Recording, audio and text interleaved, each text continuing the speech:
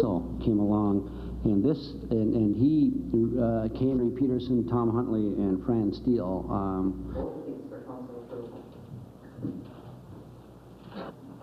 Motions and resolutions to be read. Benson councilors, the first resolution, 40 gallons. The last increase in these rates occurred January 1st of '85. We have a motion and a second.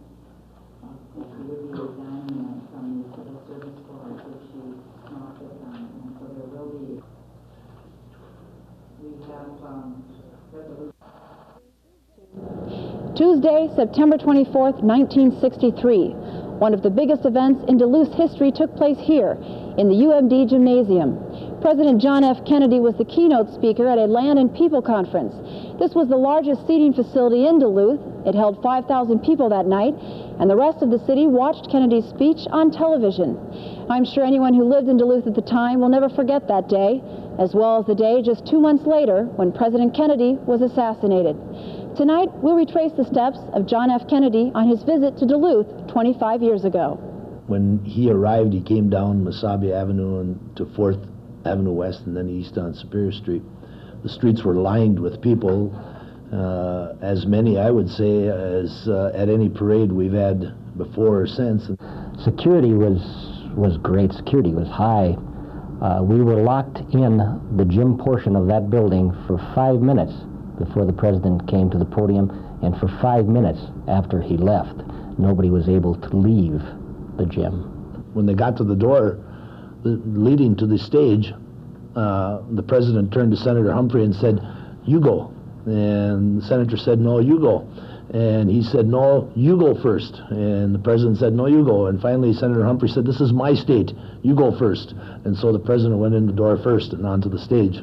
And it was kind of amusing that here we had the most powerful man in the world and Senator Humphrey, one of the most influential men in government, and they were sitting there and quibbling who was going to go first. And it was very awesome to be photographing the president of the United States. Was he what you'd expected, or dreamed? And more, yeah. He carried himself like a president. He had a quick smile, and he was very friendly, and he played well to the crowd. They loved it. They said you could hear a pin drop. I mean, it was very emotional for everybody. Then a couple months later, and it was just a couple months later, in an area where there were problems, and seems to be violating a few of the codes on tall buildings and open cars and all of that sort of thing. Do you remember that day? The 22nd? Very well. Very well. Yes, I think everybody remembers that day and remembers exactly what they were doing. It was very emotional because I did have a set of these pictures in hand. Sort of unbelievable, something you didn't want to believe. I can recall going back and looking at the pictures several times, wishing this had never happened.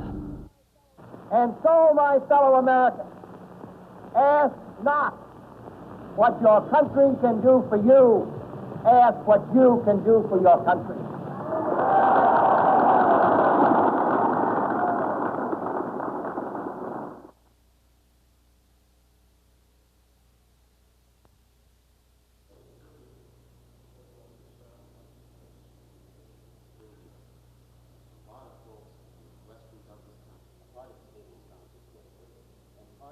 Northwestern Wisconsin gets its media service largely now from Minnesota stations, and we think they're doing an excellent job. But sometimes the issues and the concerns of the people of Northwest Wisconsin get to be submerged.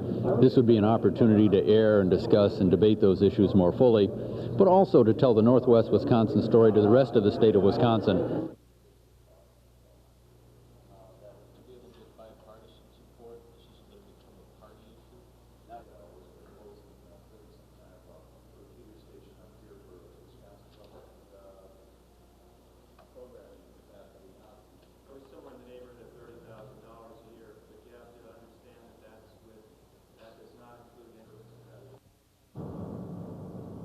The first portion of the downtown Lake Walk was completed in time for this past summer, so people could take advantage of the newest waterfront attraction. When completed, the walkway will give people a chance to go from Canal Park to Leif Erikson Park, enjoying the view of Lake Superior every step of the way. Lake Walk will give people the option to get involved with the lake. And what we tried to do with the Lake Walk project was really truly take people and say, okay, here's your access to the lake. You can step down on the stairway to get down there. You can fish. You can just enjoy it by sitting on a park bench that'll be there. Or you can just walk along the promenade. The downtown Lake Walk has a direct tie-in with the redevelopment of Canal Park. In the next few years, the waterfront development plan will be implemented, and Lake Walk has set the pace for the project. And we now have the picture frame shaping up with Lake Walk. And the filling in, I think, is going to happen that much more rapidly. The second phase of the walkway should be completed by the end of next year's construction season, and Mayor Fido will be back next year with a funding request to finish it off in 1990. The walkway does draw tourists, but the original concept for the path was to serve Duluthians. So as much as you think that it's for tourists, the underlying thought from my point of view was this is for the people who live here as well. Brian Allen, TV6 News.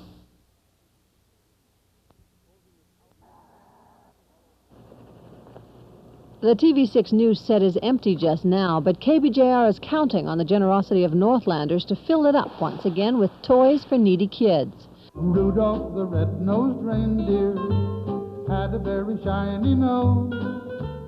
In past years, Operation Rudolph has collected more than 15,000 toys and over $10,000. The Salvation Army and social service agencies determine just where the need is, and a network of volunteers distributes the toys. The donation network stretches as far west as Bemidji and surrounding towns, east to the Upper Peninsula of Michigan, north to International Falls and to the Canadian border, and as far south as Moose Lake and some small communities beyond.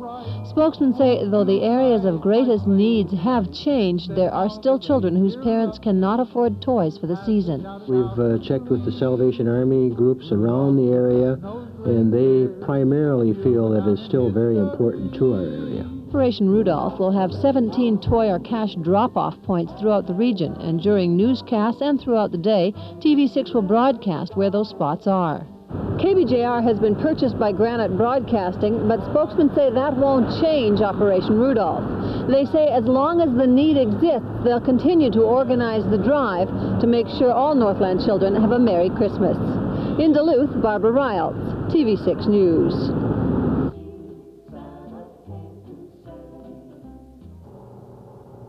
Procter has been buying its power from Minnesota Power as long as city officials can remember. But now, following 2 years of negotiations with Minnesota Power, they think they can get cheaper rates elsewhere. Procter believes it will save about $1 million over 5 years by being a member of the Arrowhead Municipal Power Agency. But that doesn't mean users, like homeowners, will see a big decrease in their rates. Whether they pass it along to their customers in the form of a significant rate decrease, whether or not they choose to retain some of the savings for improvement of their plant and their facilities, or just what avenues they choose to pursue, remains to be seen. Although a contract agreement has been reached with the agency, each of the individual cities must still decide to go along with it. In Biwabik, for example, both the City Council and the City Public Utilities Commission must approve it. A public meeting will be held before any papers are signed. Even though all the cities have the chance to never agree to the contract signed by the agency and can still drop out of the agency altogether, Hoffman doesn't think that will happen. I don't think that's very likely. I really feel that the reason they've held on this long and not signed with Minnesota Power is because they felt confident that the savings were out there. The agency's contract will not go into effect until January of 1990, and Minnesota Power officials say they're still going to try to convince the three cities they'd be better off sticking with Minnesota Power. Julie Howard, TV6 News.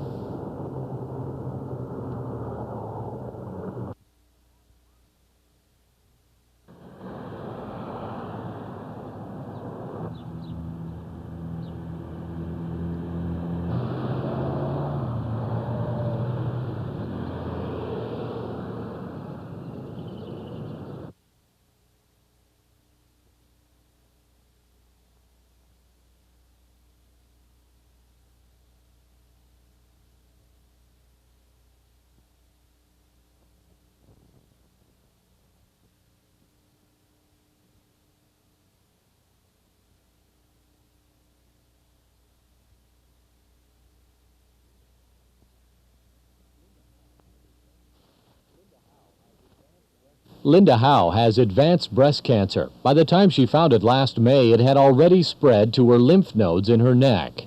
Within 3 days, I was in surgery having 2 tumors under my arm removed. She's receiving high-dose chemotherapy through a portable pump at her side. I go shopping, I go to the school conferences with my children, just do everything I would normally do. She's an outpatient when many women with breast cancer this advanced would be dying. But what's made the difference is a combination of a standard chemotherapy called 5-FU and a massive dose of a vitamin called folinic acid or leucovorin. The leucovorin helps bind the chemotherapy to the enzymes in the cancer cells to work.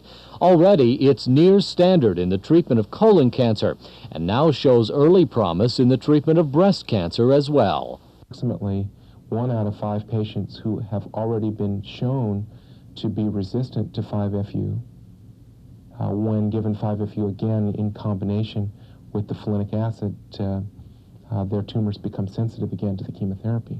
In fact, it may work so well, it may become a treatment of first rather than last resort. Nearly finished with a trial in which we've given patients 5-FU and folinic acid as their first treatment for metastatic breast cancer. What that data shows is that one can, in essence, double the effectiveness of 5-FU in breast cancer. It's too soon to say the treatment will cure cancer, but watch for it to go into even wider use in the future. Steve Karsjan, TV6 News.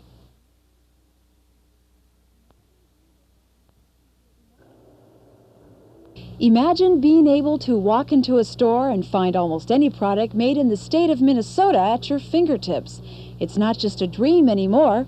Welcome to the Minnesota Store at the Miller Hill Mall. 20 Minnesota companies have come together under one roof, giving shoppers 50 local products to choose from. The theory is they can do as a group what they could never do alone. We all have the same problem in that we're all small and too small to have a store on our own. And so I thought that if we could get a number of companies together, we would have enough product to make this project go. The Minnesota Store opened last Friday with quite a selection, ranging from camping gear and wildlife books to locally grown food products.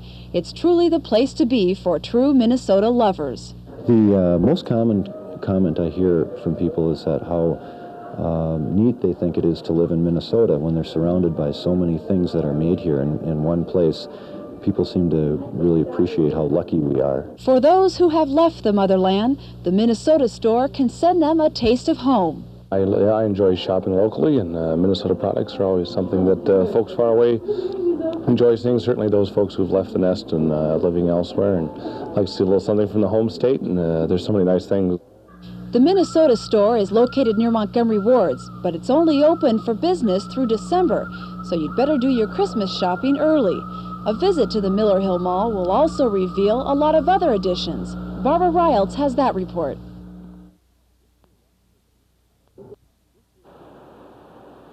This year, 180,000 tons of super calendared paper rolled off the machine, allowing Lake Superior Paper Industries to turn a profit. That's something officials didn't think would happen until the end of the 4th year. But because it did, it's time to expand. It's an opportunity that's come nearly 2 years earlier than we thought it would, but as a result of a very strong market for our paper grade, as well as the very successful startup that we've had since November of last year, and the level of profitability that we've attained in our first year of operations. So the mill will soon put in a second paper machine, which will probably go in a building directly in front of the current one. The tower will be gone, and the walkway will connect the two sides. Officials hope to keep the price below the $400 million it cost to build the original paper mill 2 years ago. They also hope demand for paper continues. We know there's going to be a softening of the market, but just as there's a softening, there'll be a recovery, and that's the optimum time to be starting up another machine. 150 to 200 jobs will be created by the additional paper machine. If everything goes well, ground will be broken in the fall of 1991. Paul Moore, TV6 News.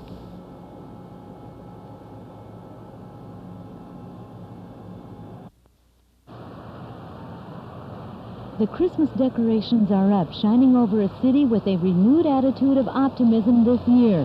Hibbing is noticing many positive changes.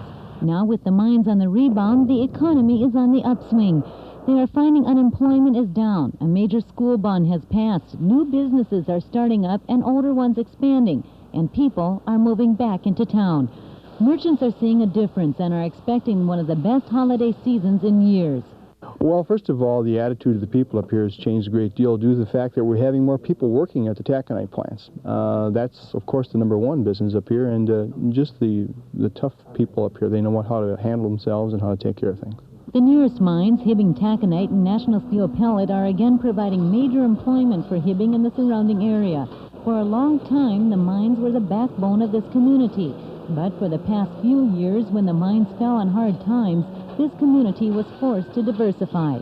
Anything that we can do to expand our horizons beyond the local area and beyond the mining industry are things that we need to focus on, and we are.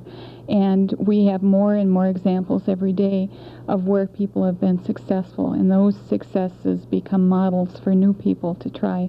Matthew stresses the importance of the city continuing to expand its economic base and to seek opportunities worldwide. Many local companies like Hibbing Electronics is doing just that.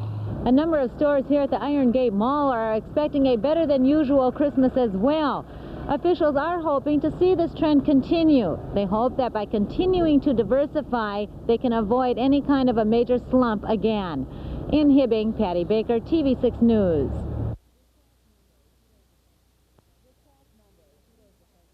This past Monday, Fido's defense attorney, Doug Sauter, said it was improper for prosecutor Vern Swanham to say publicly he believes Fido was guilty. Sauter said because his client was acquitted, the remarks were unethical. Today, County Attorney Alan Mitchell defended Swanham. He said all of the prosecutor's comments following the verdict were proper under the law, and he criticized Sauter for implying otherwise. I will not accept his public criticism of a devoted, professional, experienced, highly skilled prosecutor to help him achieve publicity for John Fido. Mitchell would not elaborate on what the prosecution might have done differently to win the case, but he said the county attorney's office obviously was unable to communicate the total factual situation to the jury. In other words, prove the case beyond a reasonable doubt. Mitchell also denied Sauter's allegations that the case was prosecuted for political reasons.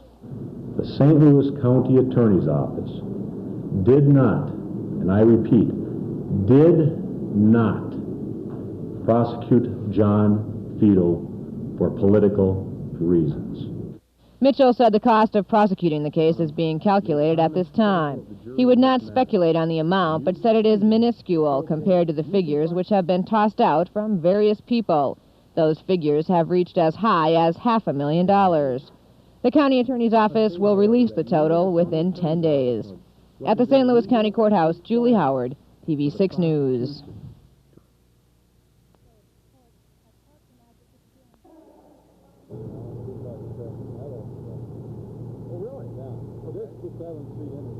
Well, it'd be done enough to have traffic. They haven't got the curbs on and all. We can take the detours out.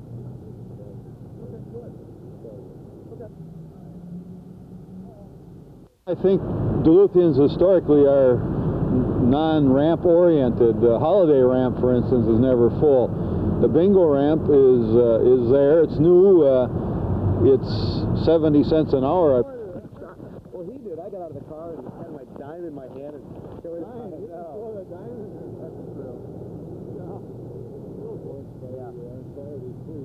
Okay, good.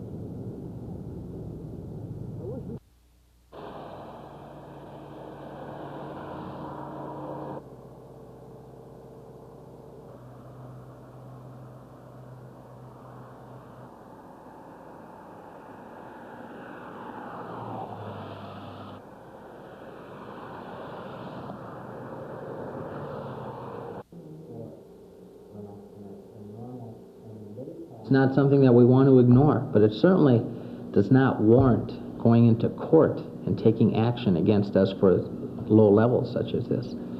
There's certainly solutions which can be found for a year or 2 years until we can get this funding liability question resolved.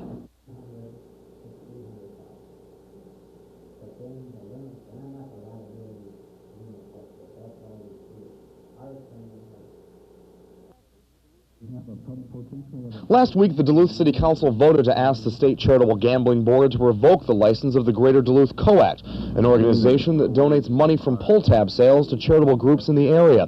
COACT is under fire because of what some city councilors call poor bookkeeping and a mismanagement of money.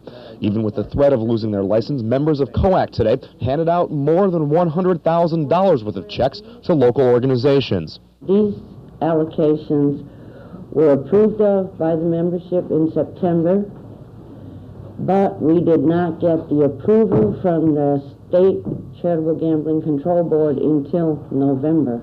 COACT is seeking a restraining order to have the council's decision upheld. Earlier this year, the state and COACT went to court when criminal charges were raised against the group. The case was thrown out. Duluth Police Chief Eli Militich and Assistant City Attorney John Smedberg have led the fight to have COACT's license revoked. COACT officials say they've been singled out. I can respect his opinion of not liking charitable gambling, but I cannot see him going after one particular group to make an example just because he does not like charitable gambling and it's his own personal viewpoint. The City Council is considering a move to set up a gaming commission to oversee pull-tab operations citywide. Brian Allen, TV6 News.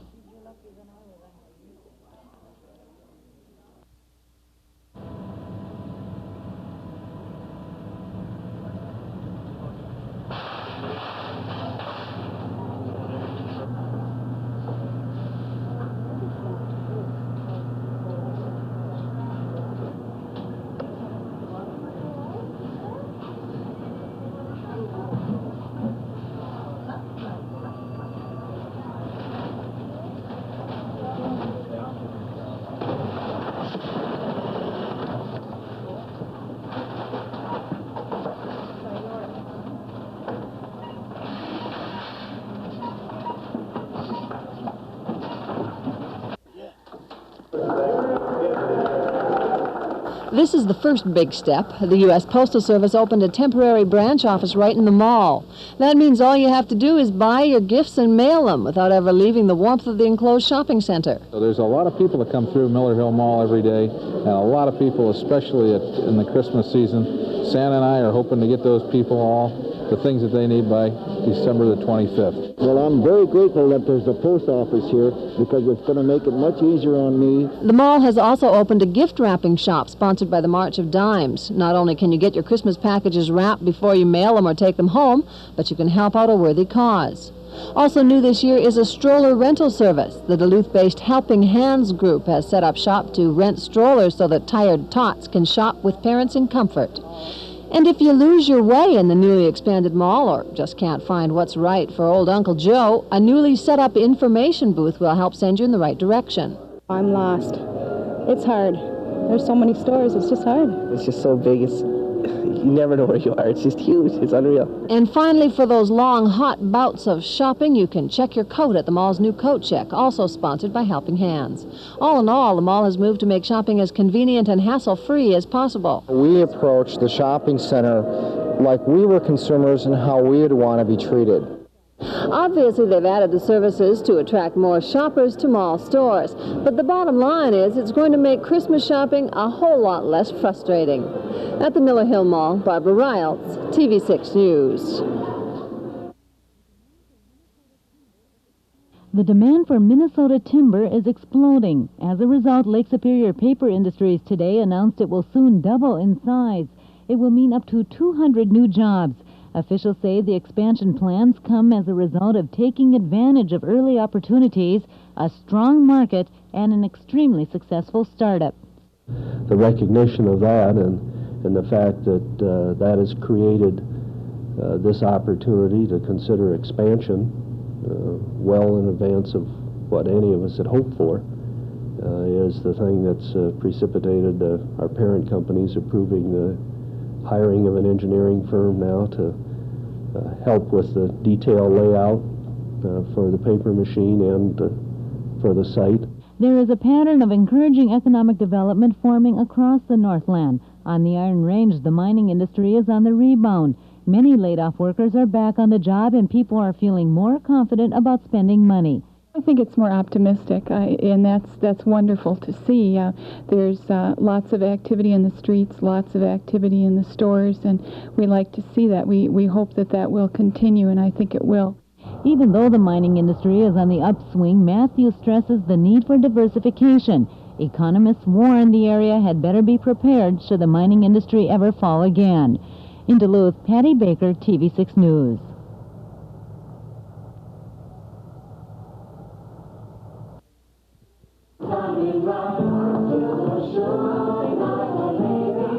Lisa Peterson reached for the stars and caught one. That'll be taking her to the Pro Bowl in Hawaii, January 29th. Lisa is one of 90 kids from around the country who will make up the All-American Choir.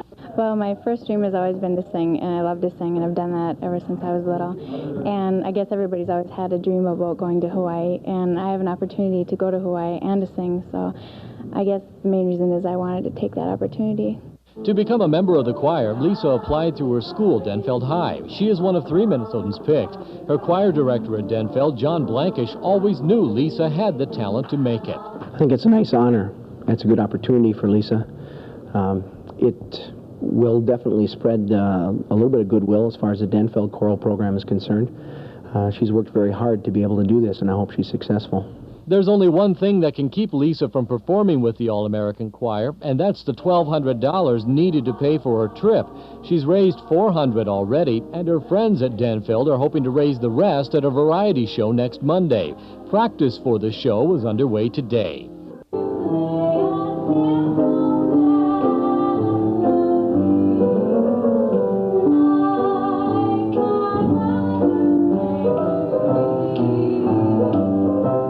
The All-American Choir will sing at halftime of the Pro Bowl. Steve Karstjen, TV6 News.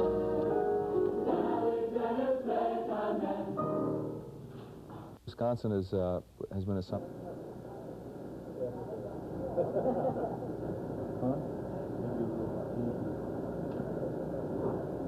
Well, we do it because as many people are not able to get home, and those people that do not have the money to put on a good Thanksgiving Day need some help.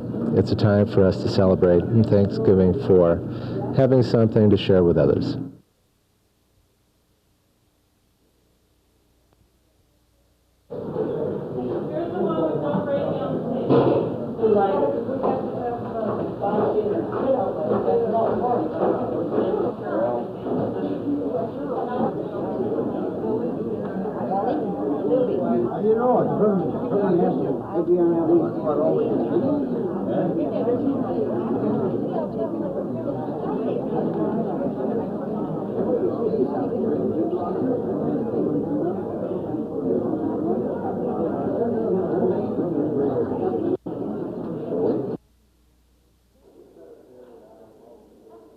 Thanksgiving dinner on the Fond du Lac Indian Reservation resembled the original Thanksgiving, with Indians and non-Indians sitting down together. This is the first year the Reservation Business Center has put on such a feast, but members hope to continue it long into the future. There are individuals that are separated from their families. They're alone on Thanksgiving. There's a lot of people that wouldn't have cooked today. They're by themselves. It's not worth it. They probably would have gotten a TV dinner, if even that. The meal was quite traditional, featuring turkey, gravy, and stuffing. But wild rice was also on the menu, as was Indian bread called lugale. It's good. It's good. Very good. That'll tide me over till supper now. 23 meals with all the trimmings were delivered to those who couldn't make it down to the center. RBC members wanted to make sure everyone who wanted a good hot turkey dinner got one. The folks who showed up say Thanksgiving is a time for sharing and a time to be thankful for life. Next year, there will not only be a dinner available in Cloquet, but in Brookston as well. A community center in that town should open up at the beginning of the year. Every year. Christmas also. We're in the Brookston district up there. We're working to help the elderlies out as much as we can. On the Fond du Lac Indian Reservation, Julie Howard, TV6 News.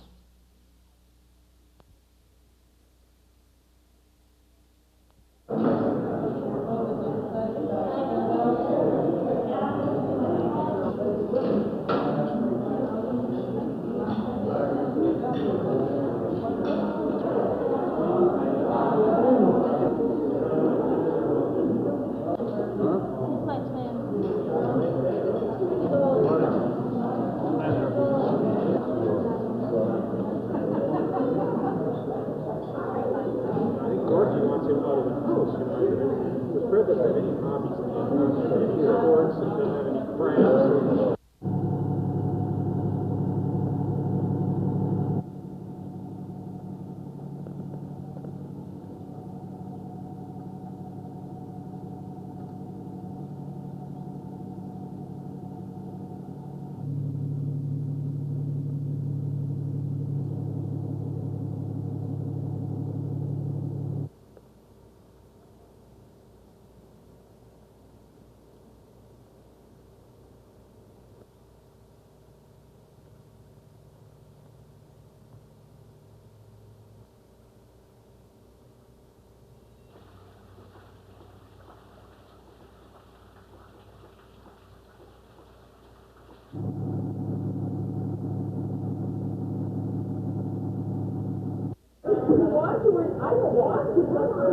The donations have been coming in pretty steadily lately, and they're expected to pick up as the holiday season gets into full swing.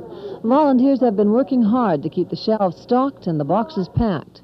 Though giving has been steady recently, food shelf workers say they don't want that to lull the community into a sense of well-being. The holiday season puts a tremendous demand on the shelf. It needs all the help it can get. While the season raises the consciousness of the more fortunate, it also taxes the limited resources of the less fortunate. Even low-income people like to share a little bit over the holidays, and especially families with Christmas like to get a few toys for their kids.